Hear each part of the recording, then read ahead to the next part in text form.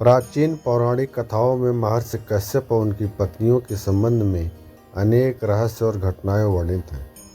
महर्षि कश्यप ने प्रजापति दक्ष की 17 कन्याओं से विवाह किया।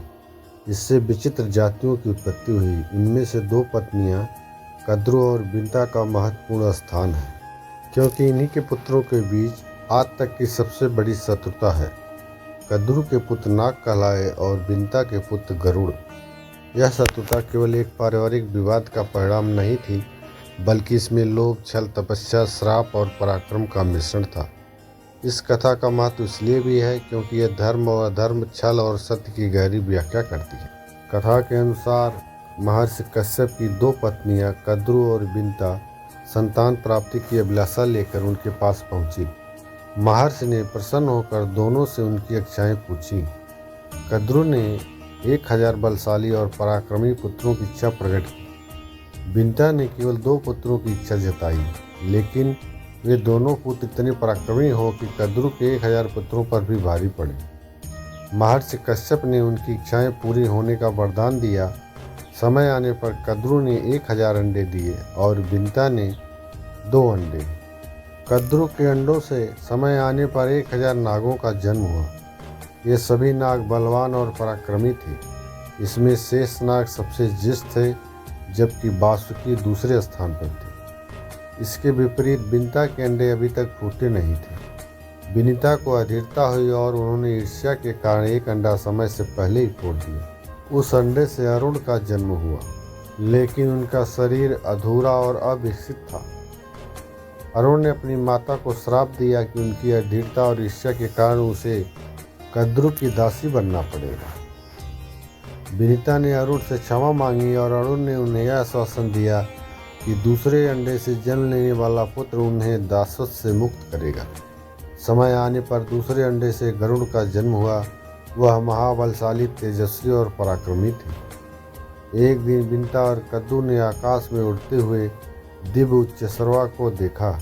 यह अश्व समुद्र मंथन से उत्पन्न हुआ था और उसका शरीर पूर्णतः श्वेत था। बिंता ने कहा कि अश्व का पूरा शरीर श्वेत है। कद्रु ने कहा कि उनकी पूंछ काली है। दोनों के बीच शर्त लग गई कि जो हार जाएगी वह विजेता की दासी बनेगी। कद्रु ने अपनी योजना बनाई। उन्होंने अपने नाग पुत्रों को आदेश दिया कि उच्चैश्रवा की पूंछ से लिपट जाएं, ताकि वह काली दिखाई दे। शेषनाग और वासुकी जैसे कुछ नागों ने इस छल का विरोध किया, लेकिन अन्य नागों ने अपनी माता की आज्ञा मानी। अगले दिन जब बिंता ने अश्व को देखा तो उसकी पूंछ काली प्रतीत हुई। उन्होंने अपनी हार मान ली और कद्रु की दासी बन गई। गरुड़ ने अपनी माता की दासी जैसी स्थिति देखकर कद्रु से उन्हें मुक्त करने की प्रार्थना की। कद्रु ने कहा, यदि गरुड़ उनके पुत्रों के लिए अमृत लेकर आए तो वह बिंता को दासत्व से मुक्त कर देंगे। गरुड़ ने अपने पिता कश्यप से सलाह ली।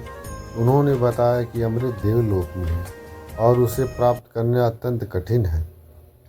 गरुड़ ने अमृत लाने की प्रतिज्ञा की। गरुड़ ने अमृत प्राप्त करने के लिए देवताओं से युद्ध किया। उन्होंने सभी देवताओं को परास्त कर दिया और अमृत कलश लेकर उड़ चले। देवराज इंद्र ने गरुड़ को रोकने का प्रयास किया, लेकिन वह असफल रहे। इंद्र ने गरुड़ से उसका उद्देश्य पूछा। गरुड़ ने बताया कि वह अपनी माता को मुक्त कराने के लिए अमृत ले जा रहे हैं। इंद्र ने गरुड़ को यह कहते हुए अनुमति दी कि वे अमृत नागों को पिलाने से पहले उसे वापस स्वर्ग ले आएं।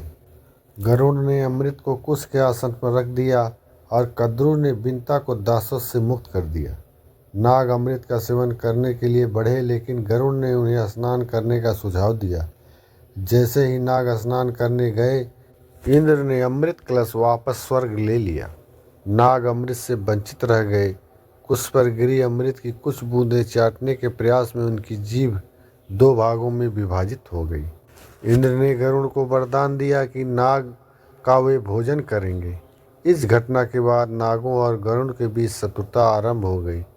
नागों ने गरुड़ को पराजित करने का प्रयास किया, लेकिन असफल रहे। शेषनाग और वासुकी जैसे सात्विक नाग भगवान विष्णु और महादेव की शरण में चले गए। वासुकी के नागराज बनने के बाद उन्होंने गरुड़ से शांति का अनुरोध किया। हालांकि अन्य नागों और गरुड़ के बीच शत्रुता बनी रही। अंततः इस कहानी के माध्यम से हम इस निष्कर्ष पर पहुंचते हैं, गरुड़ और नागों की शत्रुता केवल पारिवारिक विवाद का परिणाम नहीं थी। यह छल, ईर्ष्या और लोभ से उपजी एक ऐसी कथा है जो धर्म और अधर्म के गहरे सबक सिखाती है। गरुड़ अपनी माता को मुक्त कराने के लिए किसी भी कठिनाई का सामना करने को तैयार थे, जबकि नाग अपने छल और लोभ के कारण अपने भाग को स्वयं बिगाड़ बैठे। यह कथा भारतीय पौराणिक इतिहास में सत्य, पराक्रम और धैर्य का प्रतीक है। तो दोस्तों, अगर आपको ये वीडियो अच्छा लगा हो तो हमारे चैनल पुराना युग को सब्सक्राइब करें, लाइक करें, दोस्तों और परिवार को शेयर करें और इसी तरह देखते रहें पुराना युग। मिलेंगे हम अगले वीडियो में, तब तक के लिए जय श्री विष्णु।